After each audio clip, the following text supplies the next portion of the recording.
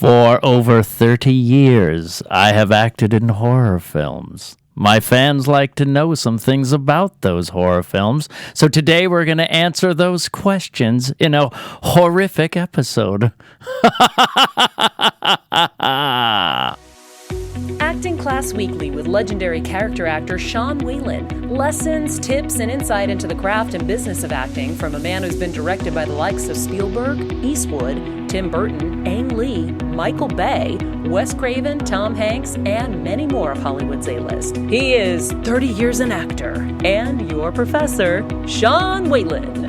So you may not be as tough, Roxy, as my daughter. As you've heard, Amy is so rough on me when she does my tapings. As I've mentioned on this podcast. You deserve it. I deserve it. So rate me on my horrific, scary, hosty person just now. I thought that the voice and the laugh were excellent. Okay. I think that the blood that somehow made it up into your hairline. How did my hair... What? If you can't see on YouTube, I have two little blood streaks on it. This is an evergreen show. Look back at me. Yeah, it's all up here. What? So good. Okay. I hope that Mr. Fantabulous can see it. Mr. Fantabulous, can you see the blood on my head? Both fortunately and unfortunately for you, it's very visible. Just say it's a part of the costume. I should have just leaned into it. You're bleeding from your mouth and then also just from your widow's peak. Just from my widow's peak. Is it in the middle? Is that where it is? It's like to the side. Everywhere, Sean. How did that even... I don't know. The more you rub it, the more it goes places. I would just leave it. You can be a vampire who also got a little boo-boo on your head. Okay. Now it's just a red hue. Yeah, but that's a spookiness. I'm going to say that adds to the spooky. But I was actually just asking about performance, not about costume and makeup. Well, I thought the performance was excellent, but as you were just telling me, sometimes you need to make sure you look the part. That's correct. That is correct. I don't know if this character has blood in his forehead. But instead of assuming it was a mistake, why didn't you go, ooh, what an interesting choice with the blood on your head? I did think that at first. I did. Did you? No. But you never did. Yes, and. Also no. And also no. Well, it's totally... Do you know that when I was a kid in school at my lunch table, speaking of horrific stories, my friends would go, dude, it's so awful eating lunch with you because you're covered with stains at the end, and how did you get the rice in your hair? And I would sit at lunch and I would eat, and then it would stick to my hands. This is an always thing? And I would sit... This is when I was younger. But then it's one of those things where, you're branded that way your whole life. Mm-hmm. So then I don't see my friend for 30 years, my friend Vincent Vallega. I'll sit with him and we'll be talking, and I'll ultimately spill something on my shirt. Yikes. And he goes, see, always. And I go, no, not always. Just like today, the first time in 5 years. But of course it's in front of you. And of course it just horrifically makes my stereotype even stronger. I don't know if I believe you. You don't believe that it doesn't happen that often? Yeah.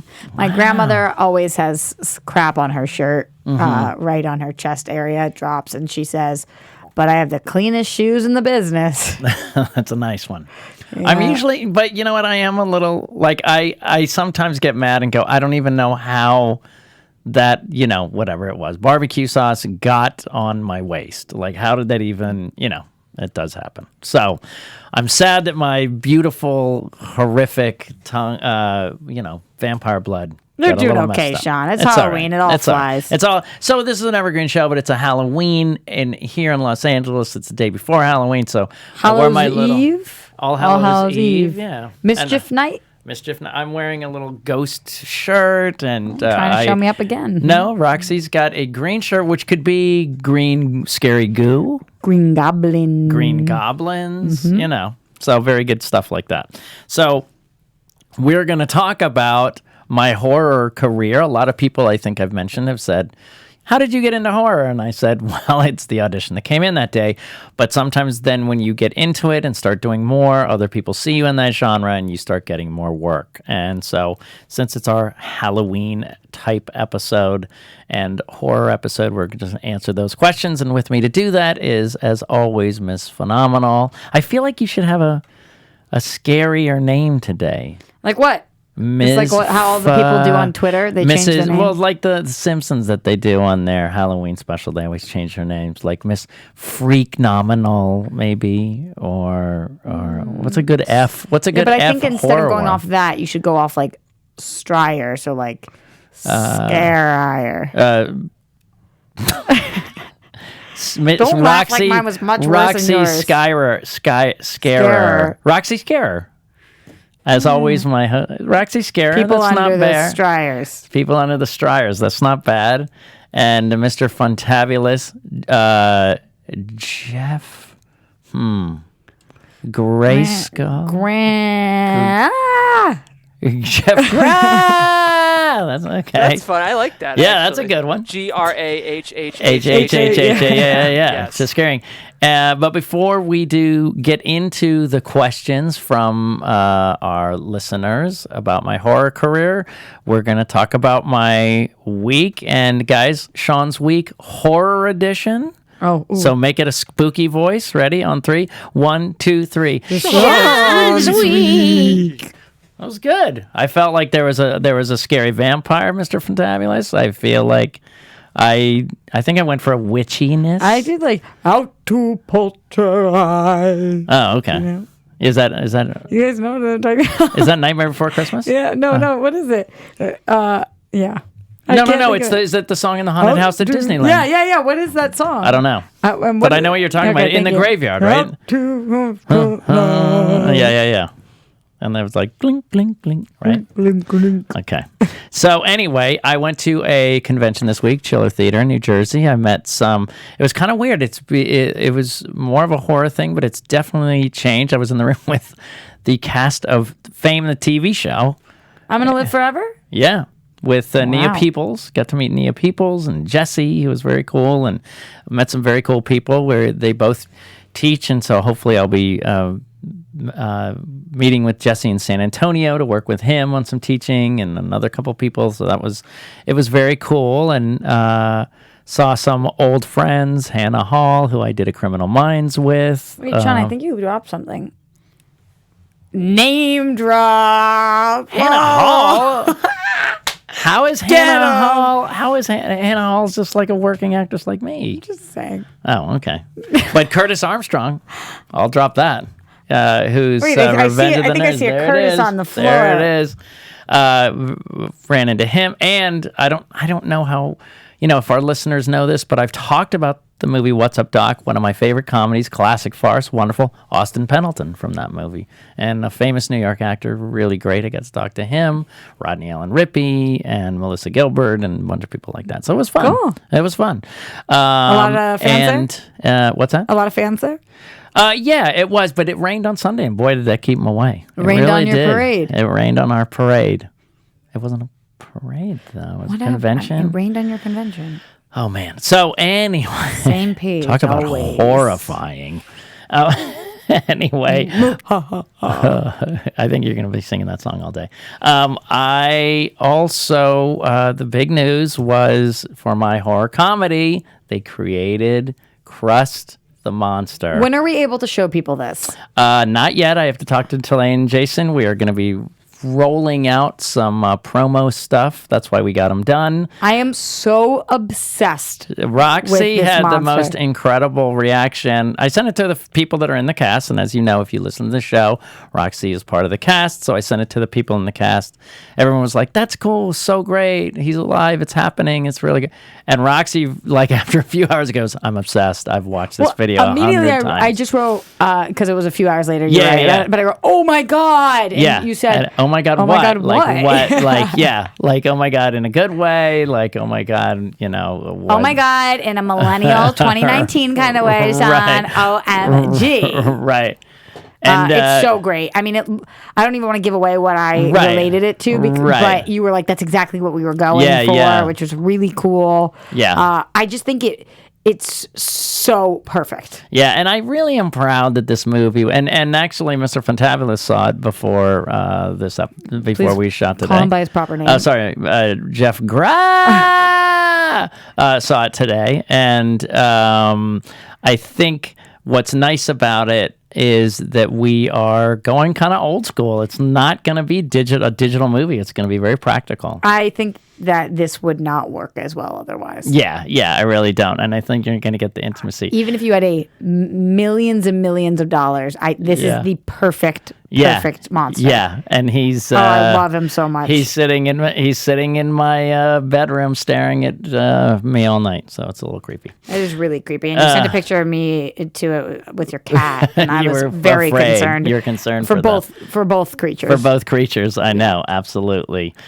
So that's really exciting as well. And then a couple of possible good news down the pike about another horror venture from a very prominent horror person. So Albert Hitchcock, yeah. It was we were laughing today, Felissa Rose and I, who's star of Sleepaway Camp and stuff. We were saying that the Chiller Theater is really a retro con. Like, the big thing was that the Banana Splits were together for the first time in a long time. A lot of people don't even know what the Banana Splits are.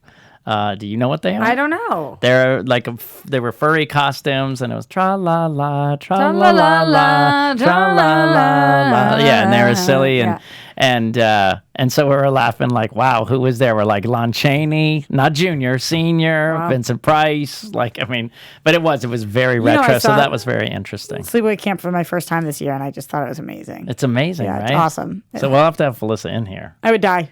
Yeah. No, I mean, go to heaven. Yeah. It would be very cool. So, like I said, I've done horror movies for a long time. A lot of people ask me the same. There's a lot of questions on podcasts and stuff. Interviewers that ask me some stuff when I go to horror conventions. But I was really interested in what you guys had questions of. The listeners to our show, what kind of questions you have. There may be some coming in today as we listen, I don't know. But we did ask on social media, and we got some. We have tons of them. All right.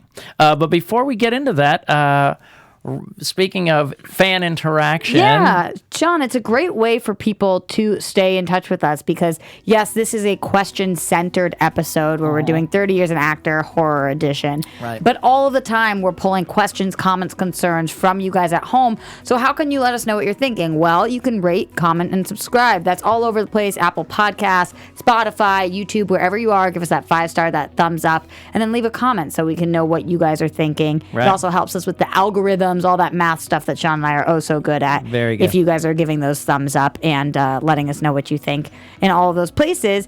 And today, instead of reading one of those comments, because we've been gathering all of them, I'm just going to make sure that I give a lot of love to the people who did submit questions on your Facebook page, your Instagram, the email that we had sent out. Yeah. But I did want to say, for anybody who didn't know, we are live every single Wednesday at 3 p.m. Pacific Standard Time, and that is on AfterBuzz TV's YouTube. So shout out to William Belford, Billy Belford, and Glenn Caesar in here right now who are asking questions live with us. Live. So happy to have you guys join. Very excited. And I just think anybody who wants to ask questions during the show, if you join in live, there's a greater chance that you will have your question read on air. Did the color in here remind you of Now I Feel Like We're in a Spaceship in the 70s? Do you know what I mean?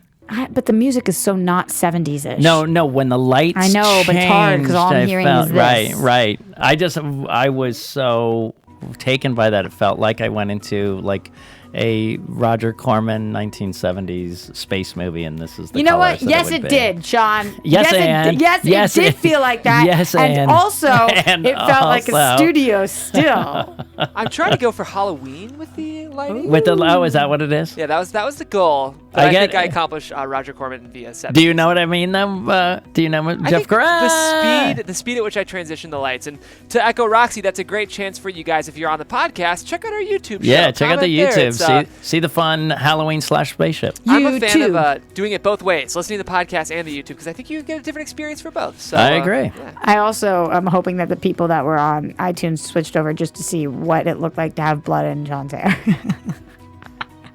I second that. Don't look at me like that, Sean Whalen. This is what's called dead. It's a horror episode. What is Deadpan. yours? What is yours, though? What is my one? Really, Sean instead of Graham. Oh no! Yeah, we didn't really think of mine, right? Spooky wailing. Whale. Oh, wailing. Oh, wailing. Sean Wailing. Sean Wailing. Yeah. Yes. I like it. All right. So, shall we dive in with our live questions, or did you want to go a different way? What's up to you? No, You're in charge. I am. That's exactly what I want to do. I want to start asking some questions. So, a lot of these are horror themed, and a lot of them are just more questions for you, Sean. Okay. Because 30 years an actor, and that is you. Let's start with from Fly White Guy 83, because who doesn't love a Fly White Guy? Of course.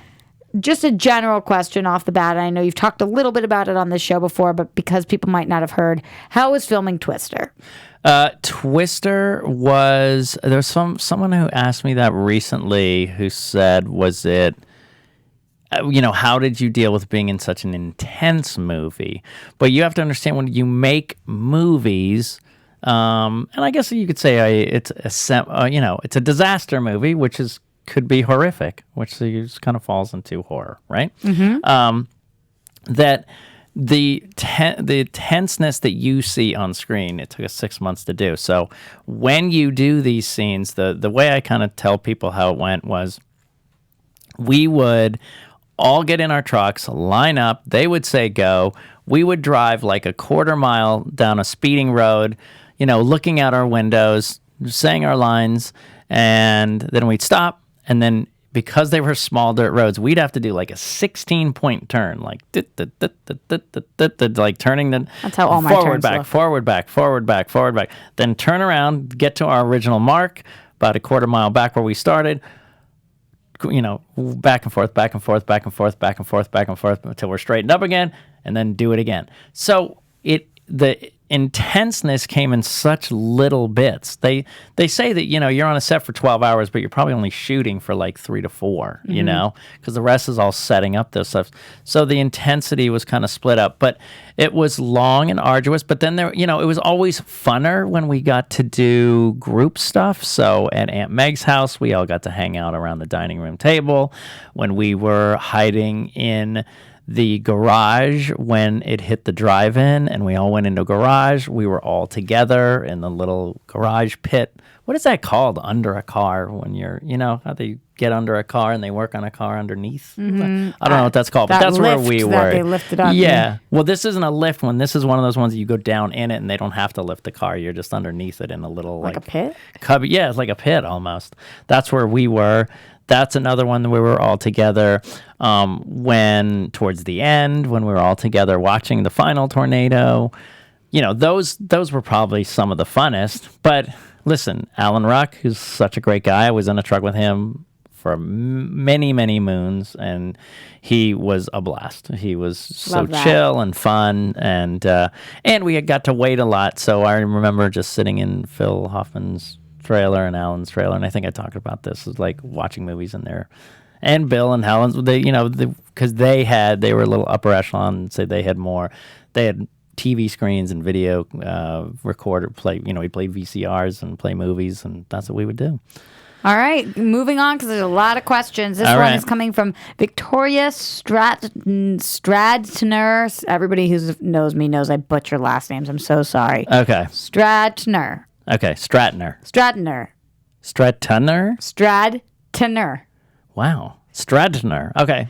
All right. The D and the T are really throwing me off. The D and the T is tough. Have any of the roles you've played ever scared you for life, mentally, physically, or metaphorically? That's a really good one. I can't say that something like messed me up. I've heard about, there was a rumor about the Heath Ledger that really messed him up. I think you've worked really hard on your mental health and well-being. Yeah, I kind of have worked on my mental health and well-being, and I also just loved playing pretend.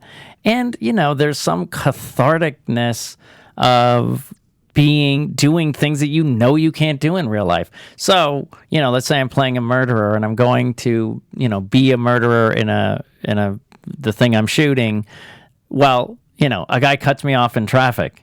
Well, I can't murder that guy, but I can think about it later when I'm being the murderer and go, oh, well, that's maybe, that little bit of anger. And obviously it's turned into a sociopathic level when you become that guy. But, I've always had fun playing that. And I think I loved doing haunted houses as a kid.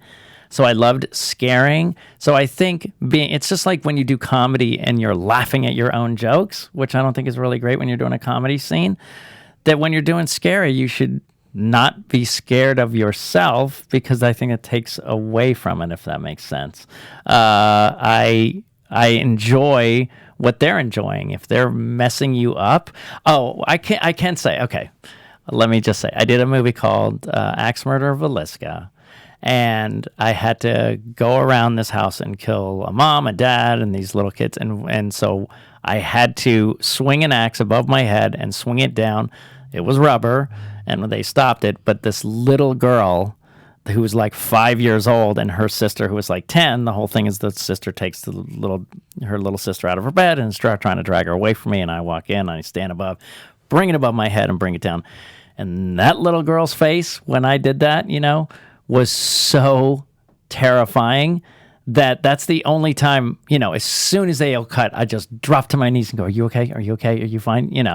And then it was she okay? She was totally fine. She was totally fine, but I just said, I'm going to scare you. And I did a little different each time, so it would be a little different, a little more menacing. Maybe it'd take a little longer. Maybe it'd swing a little, stall a little more with the anticipation. And she loved it. She was one of these little kids that loved it. But man, that was a rough face to look at, thinking, oh my God. Yeah, it was really, look at me. I look really handsome. I like that you looked at yourself and said, that was a rough face to look at. Yeah, that's a rough face to look. Well, I'm covered in blood and not accidentally, unfortunately. Sean, can I piggyback off that question real quick? You get booked a lot for horror. You're a very versatile actor, and you've played a lot of different stuff. But it feels like horror is a good go-to for you.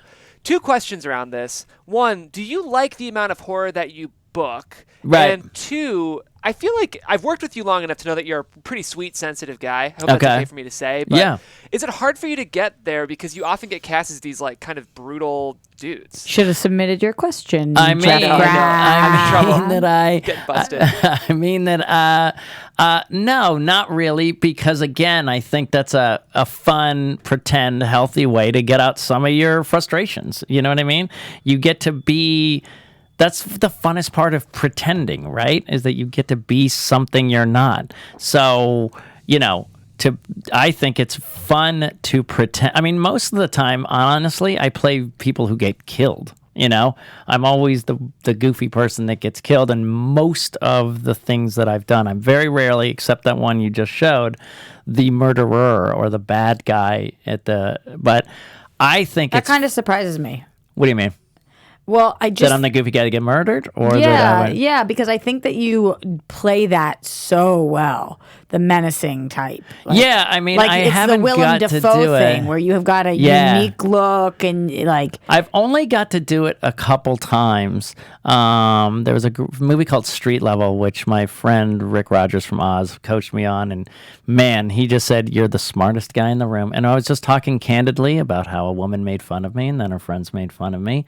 And I didn't really appreciate that, so there was a lot of holes I had to dig that week in that town, and they're not laughing at me anymore. And just talking about it like I went to the grocery, very matter of fact, which is much more creepy. And then the scene ends with, I say, so, and it's 2 serial killers meeting up after a long time, and I say, so you're going to share or what?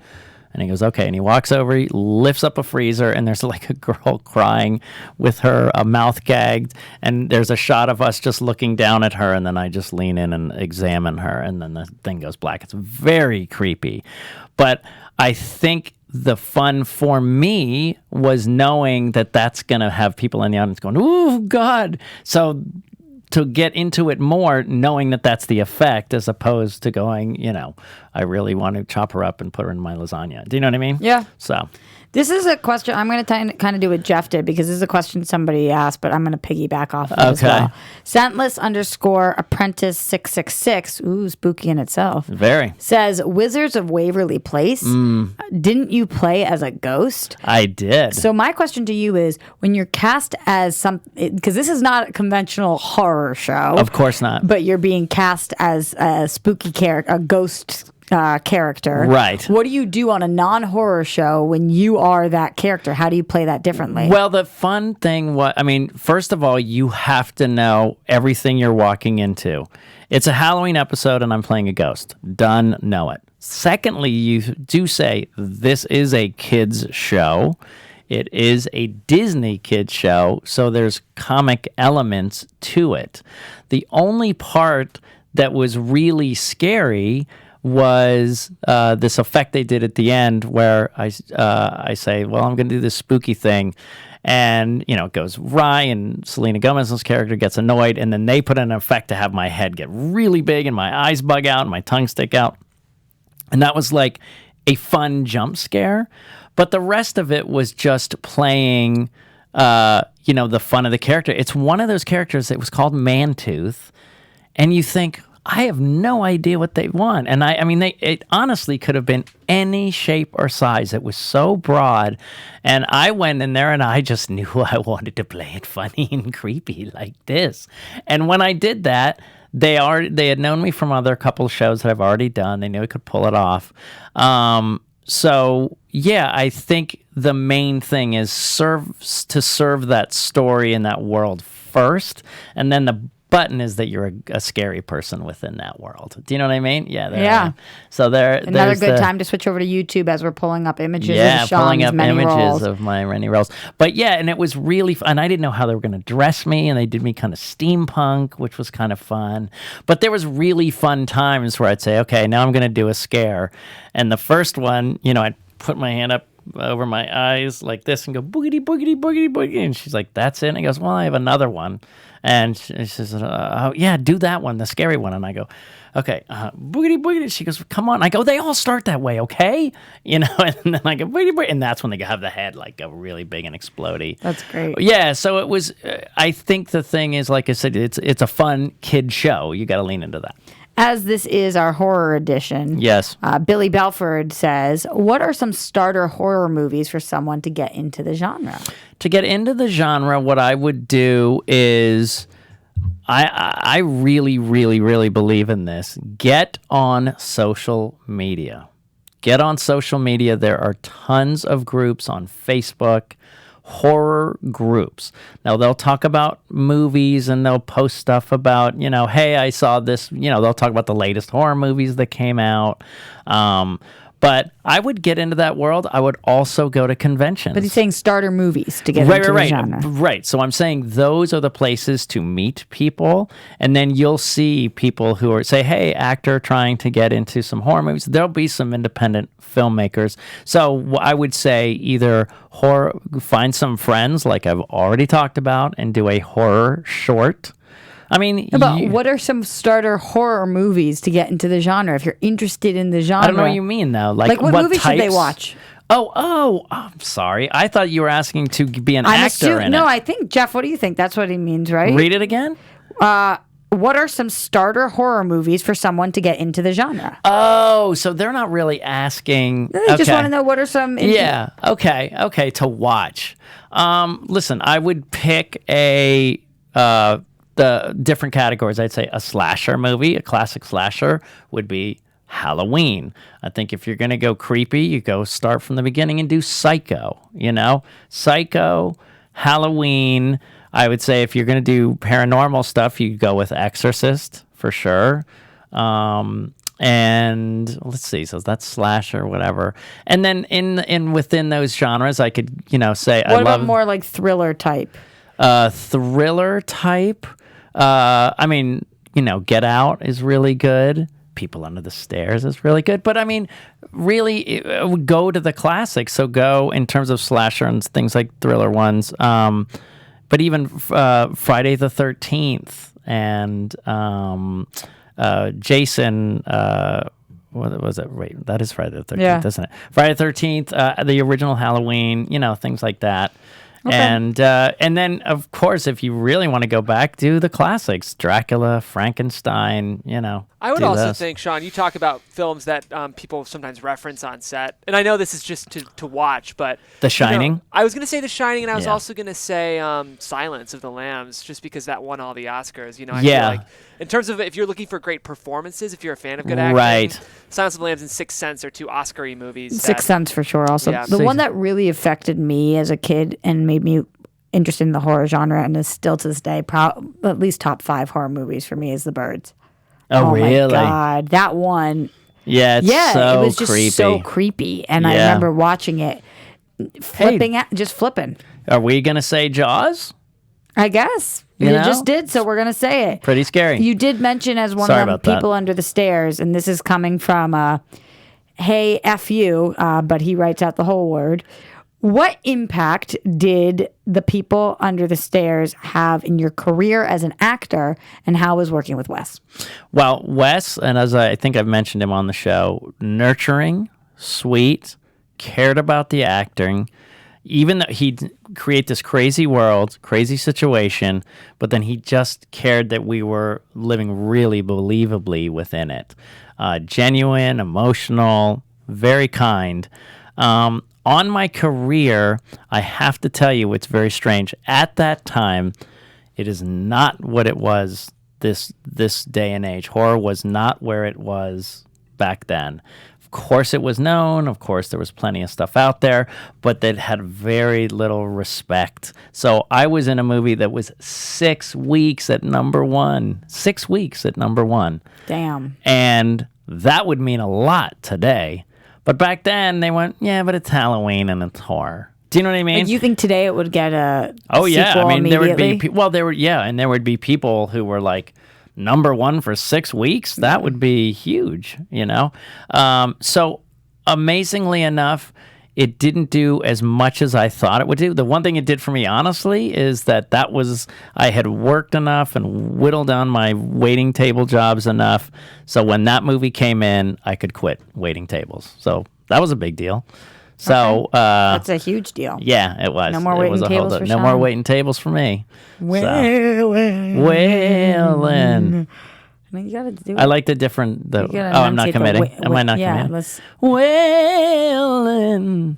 Yeah, but you got to do wailing. A wailing. Wailing. Mm-hmm. And is that different from gra? Is that too similar? Well, because it's gra. Oh, right. That's like a scare. That's the closet door opens, right? And mine is the attic ghost. That's why you're the pro. That is why you are the pro. Getting back to these questions right now, Johnny_Joseph_Herrera. When getting into character, what kind of inspiration did you use to get into your character? So maybe you can talk about a couple from your horror movies where the inspiration comes from. Where do I get the inspiration from when I do these characters? Like I said, when I'm a victim, like Laid to Rest or Hatchet or Idle Hands, you're just playing the character that just happens to be killed, right? So you're just a normal person doing a normal thing. Roach was probably the most, People Under the Stairs was my most iconic, because he got his tongue cut out, was with these two people who are brother and sister, but acting like a married couple, who threw him in the basement, and he crawled out of there and lived between the walls. That was, working on the cockiness and the friendliness and things like the fact that I was trying to save the girl, but having fun really messing with those people who threw me in there, terrorizing them. But in terms of like the really scary ones, I think you just have to get to my friend told me this: you're the smartest person in the room, and these people just deserve to die because they're so stupid. So again, it's that annoyance of, God, how can that idiot cut me off in the street while he wasn't even thinking? And honestly, just taking that up to a level of, I'm doing good in the world. I'm actually doing good in the world by getting rid of you. Yeah. So I think it's more the inspiration of feeling like you're better than, or they're that far below you, if that makes sense. Completely does. Yeah. Coming from the live chat right now, Garth McMurray Have you ever been genuinely scared while working on a horror movie? Oh, yeah. I have been genuinely scared. I'm curious when. Well, when I was on People Under the Stairs, we had, and tell me if you heard the story, but about the Rottweilers chasing us. Did I tell you that story? So the Rottweilers, I steal the little kid that the people are chasing. We hide in the walls. We're running through, and they send their Rottweiler in, this mean dog, to eat us. Well, they had a real friendly dog. And they kind of went do and just trotted, and then they had a real aggressive dog. Well, the scene ends with me jumping into a furnace just in time, and the dog jumps on the furnace and goes, rah, rah, rah. So it's supposed to have that feeling of, oh boy, we got in just in the nick of time, right? And shut the door right before the dog came. Well, they used the nice dog, and the nice dog walks up and goes like, and they're like, okay, that's not going to work. So they needed the mean dog. So to get him ready, they brought him over, and they had him smell me. And then they walk back, and he just starts going. So much, though, that he's on hind legs going, rawr, rawr, rawr, and they're holding him. And they said, okay, Sean, jump in. So I jump in, shut the door. He goes, and then Wes goes, yeah, that didn't work. And I said, what do you mean? He said, no, but it doesn't look scary enough. Can you stick your leg a little further out before you shut the door? And then I was like, okay. And so he was like, rawr, rawr, rawr, rawr, go, boom, shut the door. And he's like, yeah, still not scary enough. Really kind of lean out a little bit and have your leg, up to your thigh sticking out. And this dog is like 6 feet away from me. Did you think about saying no at some point? No, because I don't know why. Because everything I just said, I implicitly trusted him. Yeah. But it scared me for sure. Like, it was really scary thinking about that. And he let him go, and I was terrified to get my leg in there just in time, because I knew that dog could do some damage. But it was great, because at the end of it, you go, oh, good, it looks really scary, and I look really scared. So it was because I am at the other end. And the other one was a movie called Laid to Rest, where my mother had died, and to freak me out, the murderer opens her coffin and has her rise out of the coffin and stares at me, and she's all rotted and stuff. And he didn't really tell me a lot about it beforehand, but where it was in the night and the dark and the fog, and I was cold for real, and I looked over and it kind of raised up. I was like, ooh, this is really kind of creepy. Yeah. Love creepy. That. Yep. All right. Question, a little general. Hanson Mama 84. Movies or TV? Which do you prefer and why? I would. And I'm curious your answer as a viewer and as an actor. TV right now, forget it. I mean, everything's going on TV for me. And right now, I would say my 80% of my life, I would say movies. But right now, everything really, really interesting is happening in TV. There's too much business stuff and many bills they have to pay for movies, so they're not becoming as original as I would like. So I would definitely say TV to watch. In terms of working, I would love to be on TV if it was a recurring role, or something that was more than just once, and then they call you every couple of weeks, or they call you, or my God, a series regular. Of course, you would want to be a series regular. Absolutely, I would love that. I would love that. Something, I think I got to put that on the bucket list and go. I really want to do that. What's the number one show you'd want to do that on? Right now, man, that's really tough because I love so many. Man, that's tough. Well, Game of Thrones just ended, so not that. Yeah, but they've got prequels going on. They got prequels. Some are getting canceled, some are going. I mean, that would be really fun. I love shows like Schitt's Creek. I used to want to be on Modern Family really bad. Seinfeld I wanted to be on really bad. But, I mean, they don't do recurrings that much. Larry David would be really fun. Curb Your Enthusiasm. I love comedies. You're naming things that aren't on TV. Barry. I would love to be great on Barry. Regular on Barry would be really fun. As like a guy who was a businessman who is going through his midlife crisis, but instead of getting the car and humping the secretary, he goes to acting class. Right? I like the pitch. Like the pitch. Barry, are you listening? What about American Horror Story? Yes, that would be fun. I would love to see you on a horror show. I could do that too. Okay. This question is coming from Ridge Maurer. Maurer. Maurer? Yeah. Mm-hmm. What movie did you have the least amount of time on set or most time on set? Which is interesting because you were talking about how a lot of time on set, you're not filming that often.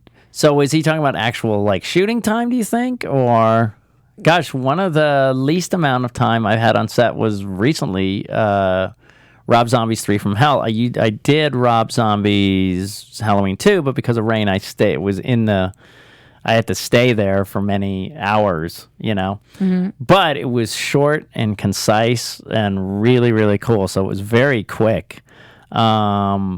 Longest amount of time, hands down, Twister for sure. 6 months. So long ass time. Yeah, it's a very, very long time. So William says, question, have you ever had to work with a method actor a la Joaquin?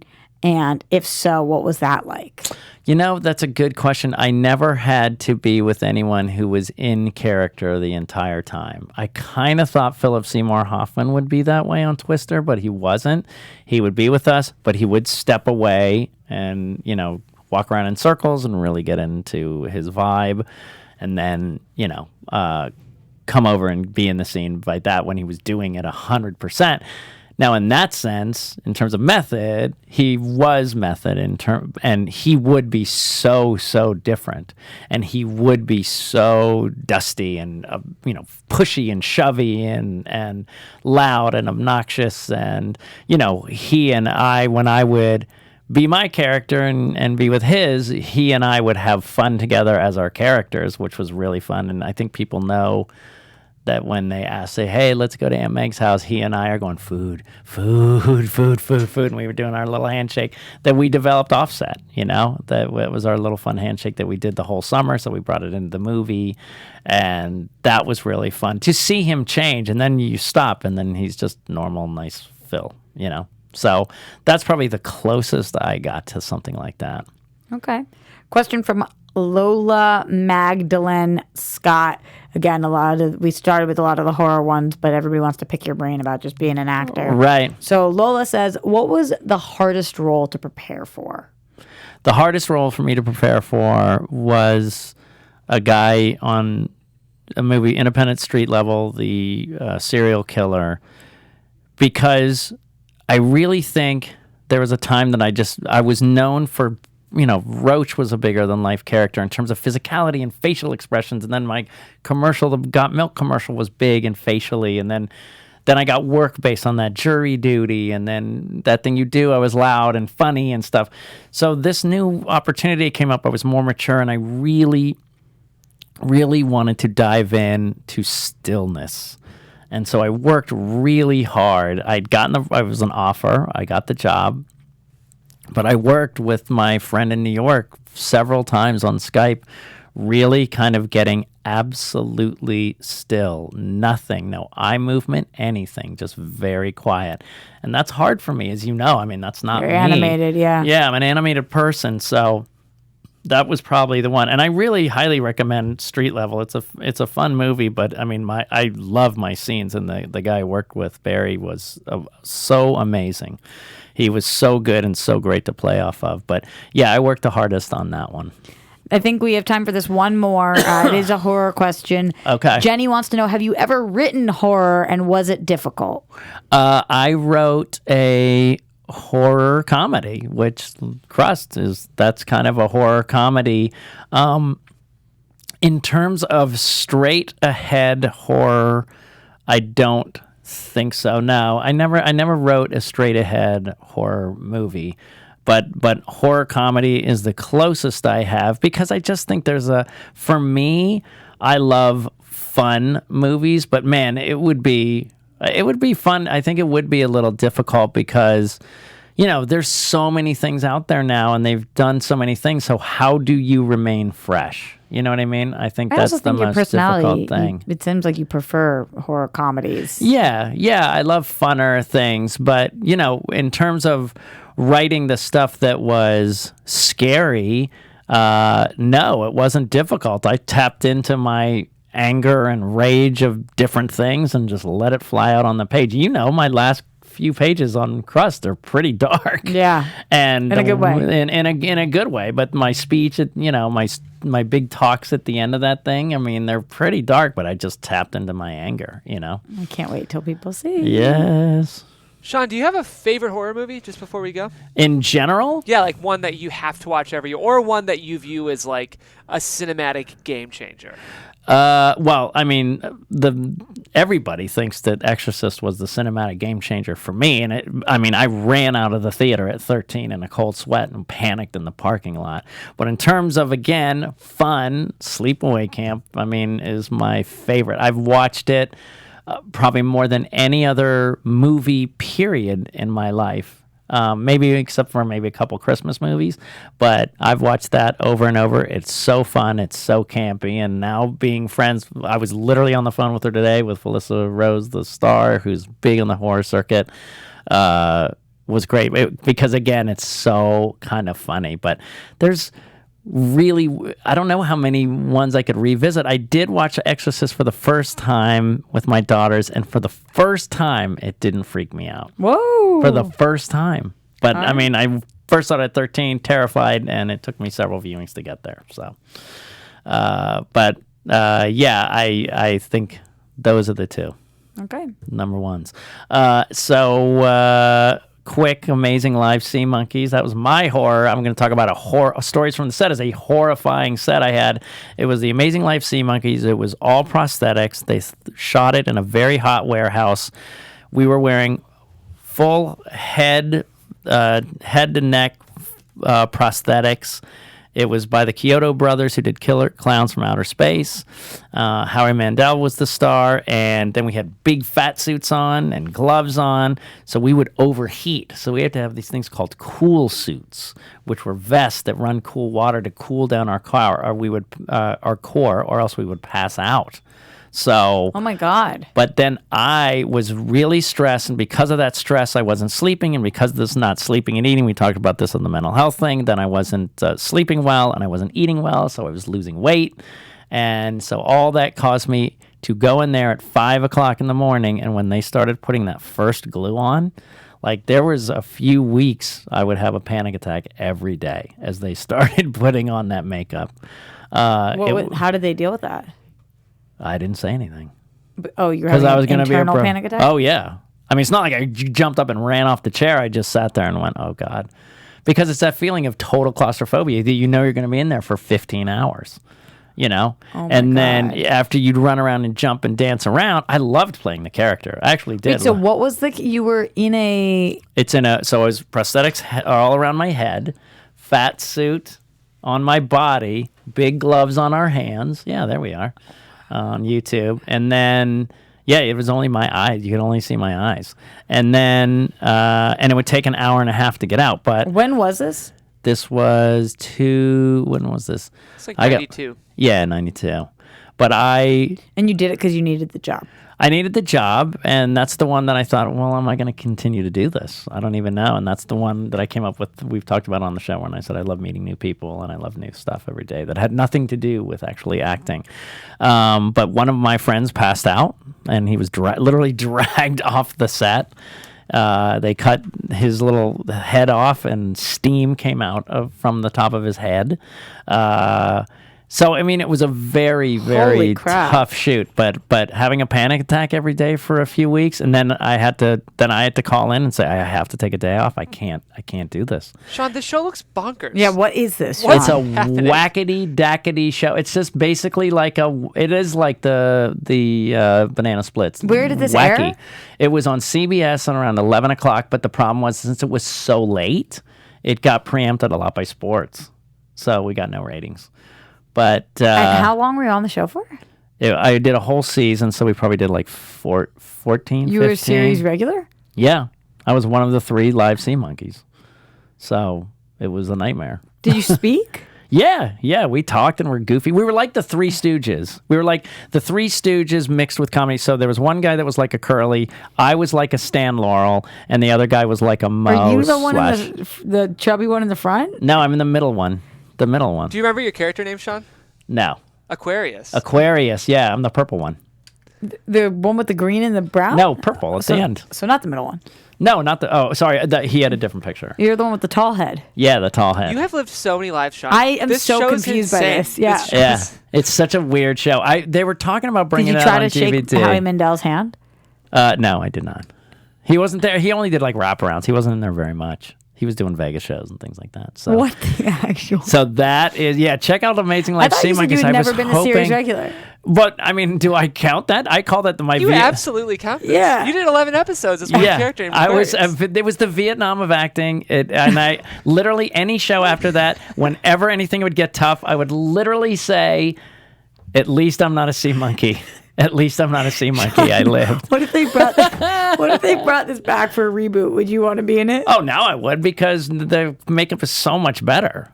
It's so much better now. So much more comfortable. It fits in perfectly though with like the dinosaurs. Like the 90s in general was kind just of like crazy. Yeah. Yeah, just crazy. Said CBS. Yeah. This show is on. I know. Sorry, we're laughing, Sean. No, I love it. It's so incredible. Isn't it weird that I never talk about it? It's like traumatic. That's in a weird why. way, this might be the most interesting project you've done. Well, this is like bonkers. Honestly, you were telling It's like the story. a live cartoon. You started telling the story, and I was very confused what you were talking about. Right. Because And I was then like, you have what to- project what are you is he even referring to? Yeah, way Yeah. too casual. You're like, while I was doing the Amazing Life Sea Monkeys, when I was having a panic attack every day wearing it. Like, Sean, this is nuts. I don't talk about it because it was so horrifying. I did Star Trek for 8 days. 8 days, and they had the same kind of prosthetics. I was fine. I am on a website right now called School Days, SKOOLDAYS.com. I don't know what it is, but when I typed in Amazing Life Sea Monkeys, this is what came up, and it's just got your image on it. Oh my God. That's so wild. There we are. I gotta talk to the Kyotos. They're gonna try to release them someday. If they release them, I would love to. This is what it says. For those of us who never could get our sea monkeys to turn out right, CBS showed what the instant pets looked like grown to full size, and then some. In The Amazing Life Sea Monkeys, Howie Mandel played a zany scientist who enlarged 3 sea monkey brothers, Aquarius, Bill, and Dave, to human proportions. By the way, why Aquarius, Bill, and Dave? I don't know.